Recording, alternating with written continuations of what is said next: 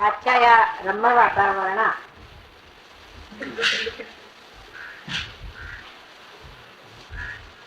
मी सर्व इथे रमला आणि सहयोगाला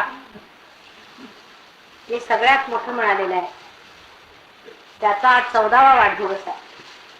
त्यासाठी आपण इतकी सुंदर जागा शोधून काढली त्याबद्दल मी सर्व मुंबईच्या सहयोगी व्यवस्थापकांच्या साठी विशेष रूपात अशी विनंती करते की उत्तरोत्तर अशा सुंदर जागा शोधून काढाव्यात आणि सर्वांना धन्य करा. आज मी हिंदीतच बोलणार आहे तेव्हा सर्वांनी मला समजून घ्यावं. आपण हिंदी भाषा शिकलीच पाहिजे, ती राष्ट्रभाषा आहे आणि आपल्या राष्ट्राची जी भाषा आहे ती आपण शिकली पाहिजे, त्याचा मान सुद्धा ठेवला पाहिजे. म्हणून मी हिंदी भाषेत बोलणार आहे. कालच्या भाषेत तुम्हाला समजलं ना मी काय म्हटलं ते, तर एखादा शब्द नाही लागला तर त्याचा अर्थ तुम्ही शोधून काढावा. आज मी सांगितलंय की 14वा वाढदिवस आहे, म्हणजे जर पहिला वाढदिवस ठरला तर हा आजचा 14वा वाढदिवस. आप सबकी ओर से मैं बंबई के सहयोगी व्यवस्थापक जिन्होंने ये इंतजाम किए हैं उनके लिए धन्यवाद दूँ और मेरे तरफ से भी मैं अनेक धन्यवाद. बहुत सुंदर जगह उन्होंने, बहुत सुंदर जगह हम लोगों के लिए ढूंढ रखी है. ये भी एक परमात्मा की देन है कि इस वक्त जिस चीज के बारे में बोलने वाली थी उन्हीं पेड़ों के नीचे बैठ करके सहस्त्रार की बात हुई. 14 वर्ष को कहना चाहिए, या जिसे 13 वर्ष हो गए और अब 14वां वर्ष चल पड़ा है. ये महान कार्य संसार में हुआ था जबकि सहस्त्रार खोला गया. इसके बारे में मैंने अनेक बार आपसे हर सहस्त्रार दिन पे बताया हुआ कि क्या हुआ था, किस तरह से ये घटना हुई, क्यों की गई और इसका महत्व क्या है.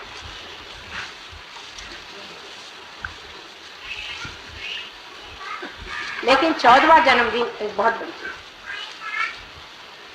क्योंकि मनुष्य 14 स्तर पे रहता है और जिस दिन 14 स्तर वो लांघ जाता है तो वो पूरी तरह से सहयोगी हो जाता है. इसलिए आज सहयोग भी सहयोगी हो गया. आपके अंदर इस प्रकार परमात्मा ने 14 स्तर बनाए हैं. अगर आप गिनिए सीधे तरीके से तो भी अपने अंदर आप जानते हैं कि 7 चक्र तो सर्वतः मिल जाते हैं. 7 क्या, उसके अलावा और 2 चक्र जो है उसके बारे में आप लोग बातचीत ज्यादा नहीं कर सकते. वो है चंद्र का चक्र और सूर्य का चक्र. फिर एक हंसा चक्र है. इस प्रकार 3 चक्र और आ गए तो 7 और 3 10. उसके ऊपर और 4 चक्र, सहस्त्रार से ऊपर और 4 चक्र हैं. और उन चक्रों के बारे में भी मैंने आपसे बताया था. अर्ध बिंदु, बिंदु, वलय और प्रदक्षिण, ऐसे 4. सहयोग के बाद भी जबकि आपका सहस्त्रार खुल गया है उस पर भी ये 4 चक्रों में आपको जाना. अर्ध बिंदु, बिंदु, वलय और प्रदक्षिण, इस 4 चक्रों के बाद कह सकते हैं कि हम लोग सहयोगी हो. और दूसरी तरह से भी आप देखें तो हमारे अंदर 14 स्थितियां सहस्त्रार तक पहुंचने पर भी है अगर उसको विभाजित की जाए तो. 7 चक्र अगर ईरा नाड़ी पर और 7 पिंगला नाड़ी पर है. मनुष्य जब चढ़ता है तो वो सीधे नहीं चढ़ता, वो पहले लेफ्ट में आता है, फिर राइट में जाता है, लेफ्ट में आता है, फिर राइट में जाता है. और कुंडलिनी जो है वो भी जब चलती है तो इन दोनों में विभाजित होती हुई चलती है. इसकी वजह यह है कि मैं आपको अगर समझा कि 2 रस्सी और दोनों रस्सियां इस प्रकार नीचे उतरते वक्त या ऊपर चढ़ते वक्त भी 2 अवगुंठन लेती है। जब 2 अवगुंठन लेती है तो उसके लेफ्ट और राइट इस प्रकार से, पहले लेफ्ट और फिर राइट, दोनों के अवगुंठन होने से फिर राइट वाली राइट को आ जाती है, लेफ्ट वाली राइट को चली जाती है। आप अगर इसको देखें तो मैं आपको दिखा सकती हूँ कि समझ लीजिए इस तरह से आया। अब इसने एक चक्कर लिया और दूसरा चक्कर लेने में फिर आ गई इसी तरफ से। इस तरफ से आया, इसने एक चक्कर लिया, फिर दूसरा चक्कर लिया, फिर इस प्रकार 2 अवगुंठन उसमें उठे जाते हैं। इसीलिए आपको जब कुंडलिनी चढ़ती है उस चक्र पे आपको दिखाई देता है कि लेफ्ट पकड़ा है या राइट, क्योंकि कुंडलिनी तो एक, फिर आपको एक ही चक्र पे दोनों चीज दिखाई देती। इस प्रकार आप देखें कि लेफ्ट पकड़ा है या राइट पकड़ा। तो इस प्रकार हमारे अंदर लेफ्ट और राइट अगर दोनों का विभाजन किया जाए एक चक्र का तो 7 दूनी 14, वैसे ही हमारे अंदर 14 स्थितियां तो पहले ही क्रॉस करनी पड़ती है जब आप संस्कार।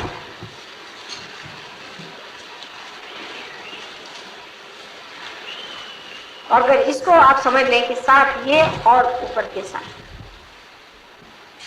इस तरह भी वो 14 का एक मार्ग है। इसलिए 14 चीज जो है वो कुंडलिनी शास्त्र में बहुत महत्वपूर्ण चीज है। और जब तक हम इस चीज को पूरी तरह से न समझ लें कि इस 14 चीजों से जब हम परे उठेंगे तभी हम सहयोग के पूरी तरह से अधिकारी हैं। हमको आगे बढ़ते ही रहना चाहिए और उसमें पूरी तरह से रचते रहना। राजना, विराजना, ये शब्द आपके सामने पहले बार भी मैंने बहुत कहे हैं, लेकिन आज के दिन विशेष करके हम लोगों को समझना चाहिए कि सहस्त्रार के दिन राजना क्या, विराजना क्या। अब आप यहाँ बैठे हैं, ये पेड़ों को आप देखिए, ये पेड़ श्रीफल का, नारियल को श्रीफल का, नारियल को श्रीफल कहा जाता है। श्रीफल जो नारियल है, इसके बारे में आपने कभी सोचा या नहीं पता, लेकिन बड़ी सोचने की चीज है इसे श्रीफल क्यों होता है। यह समुद्र के किनारे होता है और कहीं होता है। सबसे अच्छा जो ये फल होता है समुद्र के किनारे। वजह यह है कि समुद्र जो है ये धर्म है। जहाँ धर्म होगा वहीं श्रीफल फल, जहाँ धर्म नहीं होगा वहाँ श्रीफल। लेकिन समुद्र के अंदर सभी चीजें बसी रहती हैं, हर तरह की सफाई, गंदगी, हर चीज इसमें होती। ये पानी भी नमक से भरा, इसमें नमक। ईसा मसीह ने कहा था कि तुम संसार के नमक, यानी हर चीज में आप पूछ सकते हैं, हर चीज में आप स्वाद दे। नमक को, नमक के बगैर इंसान जी नहीं। जो हम ये प्राण शक्ति अंदर लेते हैं, अगर हमारे अंदर नमक न हो तो प्राण शक्ति भी कुछ कार्य नहीं। ये कैटलिस्ट, और ये नमक जो है ये हमें जीने का, संसार में रहने का, प्रपंच में रहने की पूर्ण व्यवस्था नमक है। अगर मनुष्य में नमक न हो तो किसी काम का इंसान। लेकिन परमात्मा की तरफ जब ये चीज उठती है तो वो सब नमक को नीचे ही छोड़, सब चीज छूट जाए। और जब इन पेड़ों पर सूर्य की रोशनी पड़ती है और सूर्य की रोशनी पड़ने पर जब इसके पत्तों का रस और सारे पेड़ का रस ऊपर की ओर खिंचाता है, क्योंकि इवेपोरेशन होता है, तब इसमें से जो, इस तना में से जो यही पानी ऊपर बहता है, वो सब कुछ छोड़ करके इस 14 चीजों को लांग करके ऊपर जा करके श्रीफल, वही श्रीफल आप और देवी को श्रीफल जरूर देना। श्रीफल दिए बगैर पूजा संपन्न नहीं। श्रीफल भी एक अजीब तरह से बना हुआ है, दुनिया में ऐसा कोई सा भी फल नहीं जैसे श्रीफल। उसका कोई सा भी हिस्सा बेकार नहीं है। उसका एक एक हिस्सा इस्तेमाल होता है, इसके पत्तों से लेकर हर चीज इस्तेमाल होती है, पर श्रीफल का भी हर एक चीज इस्तेमाल। और देखें श्रीफल भी मनुष्य के सहस्त्रार जैसे बाल अपने हैं, इस तरह से श्रीफल के भी बाल हैं। यही श्रीफल, इसमें बाल होते हैं ऊपर में, इसके प्रोटेक्शन के, मृत्यु से प्रोटेक्शन हमें बालों से, इसलिए बालों का बड़ा मान किया जाता है। बाल बहुत महान और बड़ी शक्तिशाली चीज है, क्योंकि आपको प्रोटेक्ट कर, इससे आपकी रक्षा हो। और इसके अंदर जो हमारे जो क्रेनियल बोन्स है, जो हड्डियां, वो भी आप देखते हैं कि श्रीफल के अंदर में बहुत तरह इस तरह का एक ऊपर से आवरण है। उसके बाद हमारे अंदर ग्रे मैटर और व्हाइट मैटर, ऐसी दो चीजें हमारे पूरी, वो ग्रे मैटर, और उसके अंदर पानी होता है, जो हमारे में सेरिब्रोस्पाइनल फ्लूइड होता है, पानी होता है, वो लिम्बिक।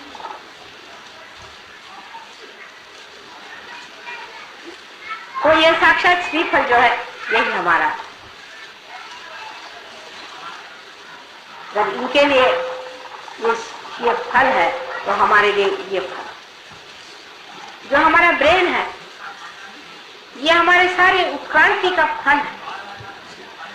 आज तक जितनी हमारा रिवोल्यूशन हुआ है, जो अमीबा से आज हम इंसान बने, वो सब हमने इस ब्रेन के फलस्वरूप पाया। ये जो ब्रेन है, ये सब कुछ हमने जो कुछ पाया इस ब्रेन, इसी में सब तरह की शक्तियां, सब तरह का इसी में सब पाया हुआ धन संचित। अब इस हृदय के अंदर जो आत्मा विराजती है और उसका जो प्रकाश हमारे अंदर सहयोग के बाद 7 परतों में फैलता है दोनों तरफ से, वो तभी हो सकता है जब आदमी का संस्कार।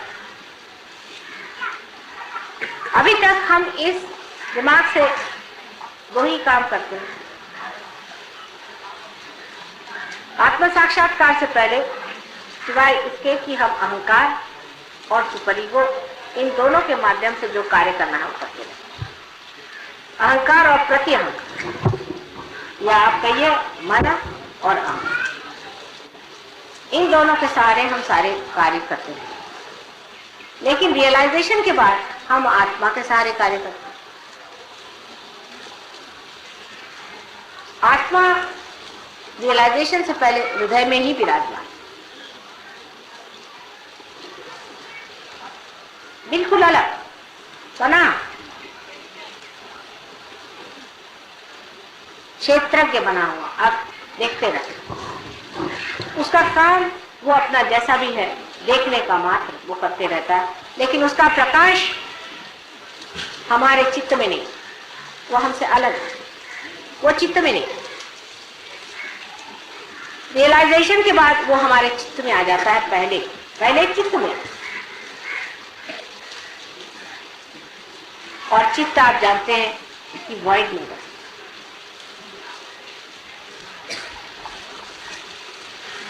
उसके बाद उसका प्रकाश सत्य में आ जाता है, क्योंकि हमारा जो मस्तिष्क है, इसमें प्रकाश आ जाने से हम सत्य को जानते हैं। जानते माने ये नहीं कि बुद्धि से जानते हैं, पर साक्षात में जानते हैं कि यह है सत्य।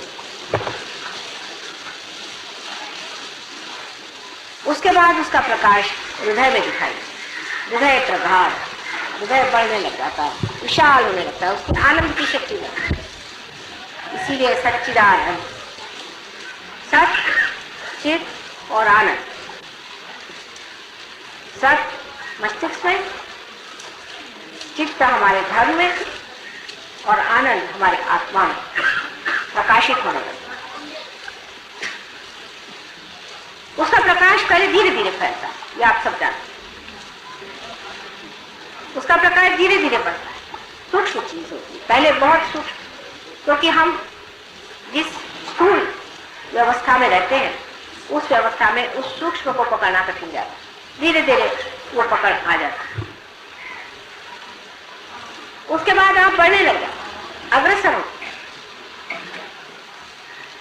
सहस्त्रार का एक पर्दा खुलने से ही कुंडलिनी ऊपर आ जाए, लेकिन उसका प्रकाश चारों तरफ जब तक नहीं फैलेगा, सिर्फ ऊपर कुंडलिनी आ जाने से आपने सदाशिव के पीठ को नमस्कार कर, आपके अंदर की आत्मा का प्रकाश धुंधला धुंधला पहना, लेकिन अभी इस मस्तिष्क से वो पूरा खिला।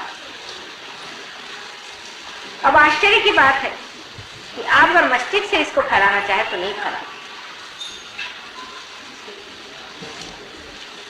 अपना मस्तिष्क और अपना हृदय, इसका अब बड़ा संतुलन उठाना होगा। आपको तो पता ही है कि जब आप अपने बुद्धि से बहुत ज्यादा काम करते हैं तो हार्ट फेलियर हो जाता है, और जब हम हार्ट से बहुत ज्यादा काम करते हैं तो आपका ब्रेन फेलियर। इनका एक संबंध बना ही हुआ, पहले से बना, बहुत गहन संबंध।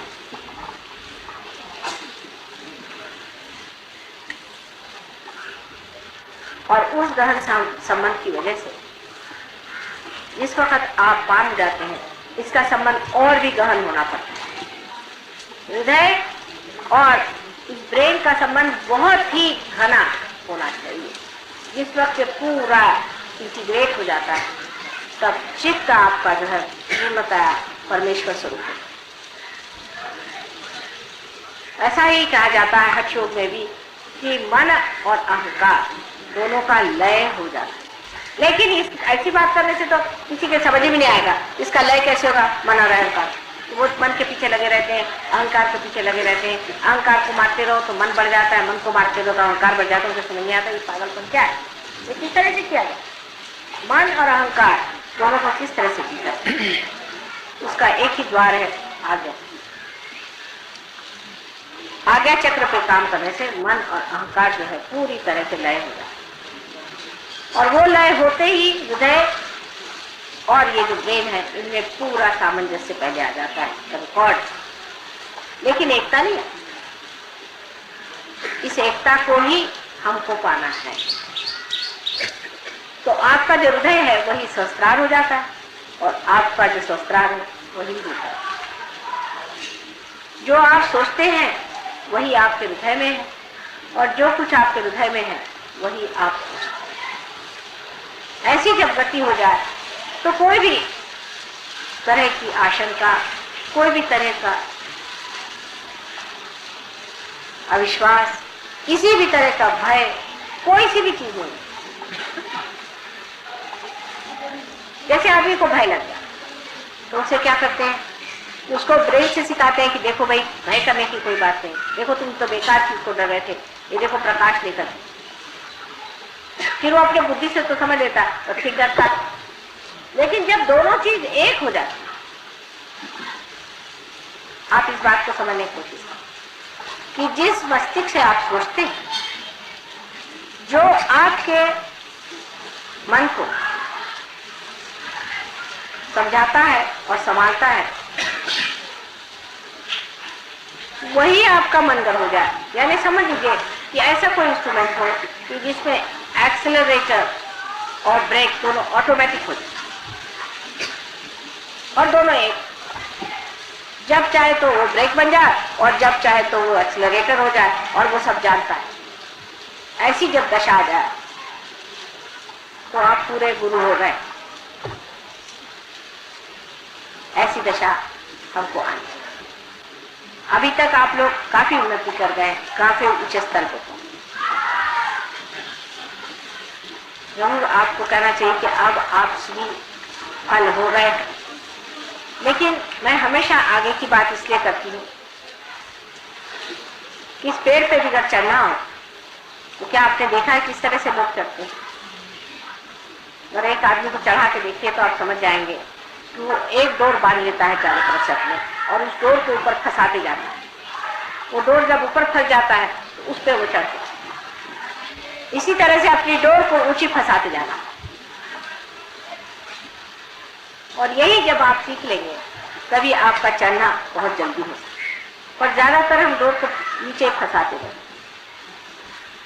सहयोग में आने के बाद भी डोर हम नीचे की तरफ फंसाते हैं और कहते माँ हमारी तो कुछ प्रगति हो। अबे होगी कैसी जब तुम डोर ही उसी तरफ फंसा के नीचे उतरने की व्यवस्था करती हो।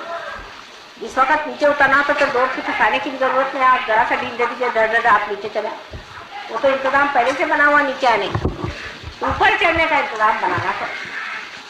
तो कुछ बनने के लिए मेहनत करनी पड़ती है और जो पाया उसे खोने के लिए कोई मेहनत की जरूरत है। आप सीधे चले आइए जमीन पर। उसमें कोई तो प्रश्न खड़ा नहीं होता। इसको अगर आप समझ लें इस बात को तो आप जान लेंगे कि नजर अपनी हमेशा ऊंची है। कल कोई सी भी सीढ़ी पर आप खड़े हैं लेकिन आपकी नजर ऊंची है, वो आदमी उस आदमी से बहुत ऊंचा है जो ऊपर खड़े होकर के भी नजर नीचे रखता। इसीलिए कभी कभी बड़े पुराने सहयोगी भी धक से नीचे चले आते हैं। लोग बताते कि ना ये तो बड़े पुराने सहयोगी थे, इतने साल से आपके साथ रहे, ये किया वो किया, पर नजर तो उनकी हमेशा नीचे रखी। तो मैं इसे क्या करूँगा, नजर नीचे रखी तो वो चले आए नीचे। नजर हमेशा ऊपर रहनी चाहिए। अब इसे भी फल को देखना है तो नजर आपकी, इनकी भी नजर ऊपर, इन सब की नजर ऊपर, क्योंकि बगैर नजर ऊपर किए हुए वो जानते ना हमें सूर्य को पा सकते हैं, न ही ये कार्य हो सकता है, न तो हम श्रीफल बना सकते। वृक्ष को बहुत अच्छे से देखना चाहिए और समझना चाहिए। सहयोग आप वृक्ष से बहुत अच्छे से सीख, बड़ा भारी ये आपके लिए गुरु है। जैसे कि जब हम वृक्ष की ओर देखते हैं तो पहले देखना चाहिए कि ये अपनी जड़ों को कैसे बैठा, पहले अपनी जड़ को ही संभाल लेता है। और जड़ को संभालने के लिए वो क्या करता है, जड़ में घुसा जाता है। ये हमारा धर्म, यही हमारा चित्त है, इसलिए ये घुसा चला है। और उसी चित्त से वो खींचता है उस सर्वव्यापी शक्ति। ये तो उल्टा पेड़ है, ऐसा कहिए तो ठीक। उस सर्वव्यापी शक्ति को ये जड़ खींचने लगा और इसको खींचने के बाद में आखिर उसको खींच के करना क्या, फिर उसकी नजर ऊपर जाती है और इसी प्रकार वो श्रीफल बना। आपका सहस्त्रार भी इसी श्रीफल जैसा माँ को अत्यंत प्रिय और इसी सहस्त्रार को समर्पण करना। अनेक लोगों ने कल मुझसे कहा कि माँ हाथ में तो ठंडा आता है, पैर में भी ठंडा आता है, तो ध्यान वहां कौन बैठा हुआ, बस इसको जान लेना चाहिए, यहाँ से ठंडक आ जाए।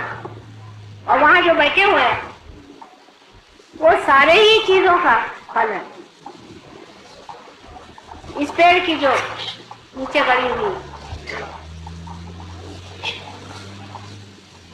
जड़ें हैं वो भी उसी से चले। इसकी जो तना है, इसकी जो मेहनत है, इसका जो इवोल्यूशन है, ये सब कुछ अंत में जाकर के वो फल है। उस फल में सब कुछ नहीं है, फिर से उस फल को आप जमीन में डाल दीजिए, फिर से यही सारी चीजें बनाए। वो सब का अर्थ वही है, वो सब का अंत वही है। सारे संसार में जो कुछ भी आज तक परमात्मा का कार्य हुआ है, जो भी उन्होंने कार्य किया, उसका सारा समग्र स्वरूप, फल स्वरूप आज का हमारा ये महायुग है। और उसके स्वामिनी कौन है आप जानते। तो ऐसे शुभ समय पे आप लोग पैदा हुए हैं, ऐसे शुभ अवसर में आकर के आपने प्राप्त किया, तो धन्य समझना चाहिए और इसी फल स्वरूप होकर के और आपको समर्पित। पेड़ से जब भी फल हटाया जाता है जब वो परिपक्व होता है, नहीं तो बेकार है, तो उससे पहले तो माँ को नहीं दिया। इसके परिपक्वता नहीं चाहिए, बचपना छोड़ दो। जब तक बचपना रहेगा आप पेड़ पे चिपके रहेंगे, लेकिन समर्पण के लिए पेड़ पे चिपका हुआ फल किस काम का। उस पेड़ से हटा करके जब वो समर्पित हो तभी माना जाता है कि पूजा संपन्न हुई। इसलिए सहज हो समझने के लिए एक बड़ा भारी आपके सामने प्रतीक रूप से स्वयं साक्षात श्री फली खड़ा हुआ है। ये बड़ी मेहरबानी हो गई कि आज यहाँ पर हम लोग सब एकत्रित हुए और इस महान समारोह में इन सब पेड़ों ने भी हमारा साथ दिया है। ये भी सारी बातों से नादिक ये भी पंडित और ये भी सुन रहे हैं, इसी ताल पे ये भी नाच रहे हैं, ये भी समझ रहे हैं कि बात क्या है। इसी प्रकार आप लोग के भी जो श्रीफल है उसको पूरी तरह से उसको परिपक्व करने का एक ही तरीका है कि अपने हृदय से सामंजस्य बनाए, हृदय से एकाकार होने की कोशिश। हृदय में और मस्तिष्क में कोई भी अंतर नहीं है। हृदय से इच्छा करते हैं और मस्तिष्क से उसको पूर्ति करते हैं। दोनों चीज जब एकाकार हो जाएगी तभी आपको उसका पूरा लाभ। अब सर्वसाधारण लोगों के लिए सहयोग एक बड़ी सीक्रेट बात है, उनकी समझ में आता, क्योंकि उनका जीवन ही रोजमर्रा का उसी लेवल पर, उसी इस पे चल रहा है। लेकिन आपका लेवल अलग, आप अपने लेवल से नहीं, दूसरों की ओर अधिकतर जब आप देखते हैं तो दया दृष्टि, क्योंकि ये बेचारे क्या, इनका क्या हो, कहाँ जाए कि समझ में नहीं आता, इनकी गति क्या, कौन से मार्ग में पहुंचने वाले, इसको समझ करके और आप लोग ये समझे कि इनको अगर समझाने से समझ आ जाए सहयोग तो बहुत अच्छा है, समझाया जाए, उनको बताया जाए। लेकिन अगर ये लोग परवाह न करें तो इनके आगे सर फोड़ने से कोई फायदा नहीं, अपने श्रीफल को खोलने से कोई फायदा नहीं। इसको बचा के, इसका कार्य बहुत ऊंचा है, इसको बड़े ऊंचे चीज के लिए आपने पाया हुआ है और उसी ऊंचे स्तर पे इसे रखें और उसी संपन्न अद्भुत स्थिति को प्राप्त होने पर ही आप अपने को धन्य समझ सकते। इसलिए इसको व्यर्थ चीजों के लिए अपनी खोपड़ी फाड़ने की कोई जरूरत नहीं, किसी से आर्ग्यू करने की जरूरत है, पर अपनी स्थिति को बनाए रखना चाहिए, नीचे उतरना नहीं चाहिए। ये जब तक नहीं होगा तब तक सहयोग का पूरा पूरा आपने जो कुछ समर्पण था वो नहीं पाए, जो कुछ अपनाना था वो नहीं पाए, जो कुछ ग्रोथ थे वो नहीं पाए, जो आपकी पूरी तरह से सर्वांगीण पूरी उन्नति होने की थी वो नहीं हुई और आप गलत फहमी में थे। इससे किसी भी मिथ्या चीज पर आप ये न सोचे कि हम कोई बड़े भारी सहयोगी हो गए या कुछ। जब आप बहुत बड़े हो जाते तो आप झुक जाते। देखिए इन पेड़ों की ओर हवा उल्टी तरफ बह रही, वास्तविक में पेड़ों को तो इस तरफ झुक जाना चाहिए, जबकि हवा इस तरफ बह रही, लेकिन पेड़ किस तरफ झुके जाए। आप लोगों ने कभी मार्क किया है कि सारे पेड़ों की दिशा उधर, क्यों? वहां से तो हवा आकर के इसको ढकेले जा रही, फिर तो भी पेड़ उसी तरफ क्यों झुक रहे? और अगर ये हवा में चले तो न जाने और कितने ये लोग झुक जाए, क्योंकि ये जानते हैं इस सब को देने वाला वो, उसके प्रति नतमस्तक होकर के वो झुक रहे हैं। और वो देने वाला जो है वो है धर्म। हमारे अंदर जो धर्म है, जब वो पूरी तरह से जागरूक होगा, पूरी तरह से कार्यान्वित होगा, तभी हमारे अंदर के श्रीफल इतने मीठे, सुंदर और पौष्टिक। तो आपके जीवन से ही संसार आपको जानेगा और किसी चीज से नहीं जानेगा। आप लोग कैसे हैं? आप 14 बार आप इसका जन्मदिन इस सहस्त्रार्थ का मनाते हैं और न जाने कितने साल और इसका मनाएंगे।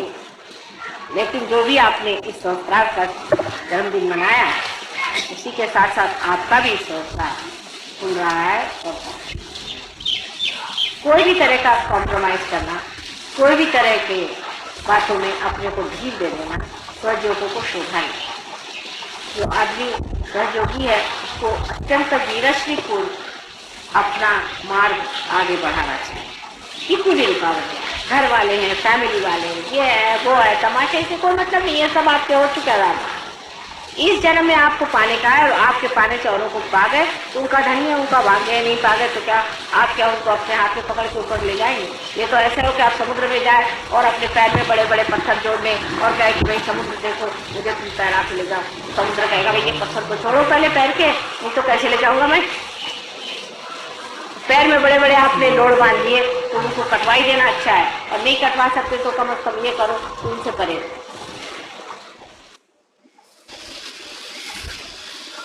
इस तरह की चीजें जो जो आपके पैर में बांध रखी है उसे एकदम तोड़ ताड़ के ऊपर उठ जाए। कहना चाहिए आपको जो करना है करिए, लेकिन हमसे कोई मतलब नहीं, क्योंकि और ऐसे ही कितनी बाधाएं हैं और ये फालतू की बाधाएं लगा लेने से भी कोई फायदा नहीं। इस तरह से ये पेड़ देखिए इतना भारी फल, इसको खाए ऊपर इतना भारी होता है, फल के अंदर पानी होता है, इस फल को इसने अपने ऊपर को भी इस स्तर को उठाना, और इस स्तर को उठाते वक्त में याद रखना चाहिए इस स्तर को नतमस्तक होना चाहिए समुद्र की ओर। समुद्र जो है ये धर्म का, इसको धर्म की ओर रखिए। बहुत से सहयोगी समझते ही नहीं है कि जब तक हम धर्म में पूरी तरह नहीं उतरते हम सहयोगी हो ही नहीं। हर एक तरह की गलतियां करते रहते हैं। जैसे बहुत से लोग हैं तंबाकू खाते हैं, सिगरेट पीते हैं, शराब पीते हैं, ये सब करते रहते हैं और फिर कहते हैं हमारे सहयोग में प्रगति नहीं। तो होगी कैसी? आप अपने पीछे हाथ धो करके लगे होंगे।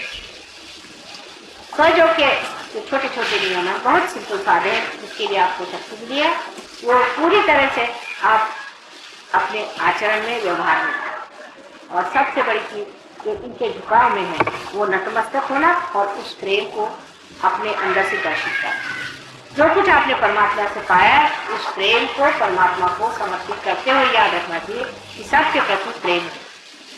अंत में यही कहना चाहिए कि जिस मस्तिष्क में, जिस संस्कार में प्रेम नहीं हो वहां हमारा वास नहीं। सिर्फ दिमाग में प्रेमी की बात आनी चाहिए कि प्रेम के लक्षण में क्या है। मैं इस गहराई से सोचे तो मैं फिर वही कह रही हूँ कि दिल को कैसे हम प्रेम में ला सकते। यही सोचना चाहिए कि क्या मैं ये प्रेम में करा, ये क्या प्रेम में बात हो रही है, सारी चीज मैं प्रेम में करा, ये सब कुछ बोलना मेरा, करना धरना सब क्या प्रेम में हो रहा है। किसी को मार पीट भी सकते हैं आप प्रेम में, बहुत बात हो तो मार सकते हैं, लेकिन ये क्या प्रेम में हो रहा है। देवी ने इतने राक्षसों को मारा, वो भी प्रेम में ही मारा। उनसे भी प्रेम किया जिससे वो ज्यादा नहीं और भी राक्षस के महाराक्षस का बन जाए, और अपने भक्तों का प्रेम की वजह से उनको बचाने के लिए उनको मारा। इस अनंत शक्ति ने भी प्रेम ही करा, इससे उनका हित हो वही प्रेम है। तो क्या आप इस तरह का प्रेम कर रहे हैं जिससे उनका हित हो, ये सोचना है। अगर कर रहे हैं तो आपने वो चीज पाई जो मैं कह रही थी कि सामंजस्य आना चाहिए, तो सामंजस्य आप कर रहे हैं। तो एक ही शक्ति है जिसे हम कह सकते हैं कि प्रेम, और प्रेम ही से सब आकारित होने से ही सब चीज सुंदर, सुडौल और व्यवस्थित हो सकती है।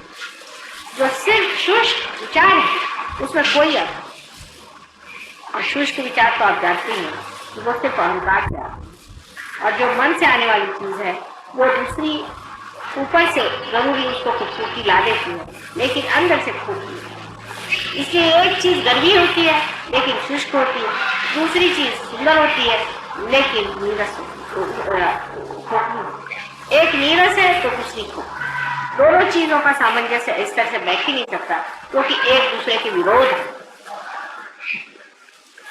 लेकिन रियलाइजेशन के बाद में, सहयोग में आने के बाद में सारे विरोध टूट करके जो चीज विरोधात्मक लगती है वो ऐसा लगता है कि एक ही चीज के दो अंग, और ये आपके अंदर हो जाना चाहिए।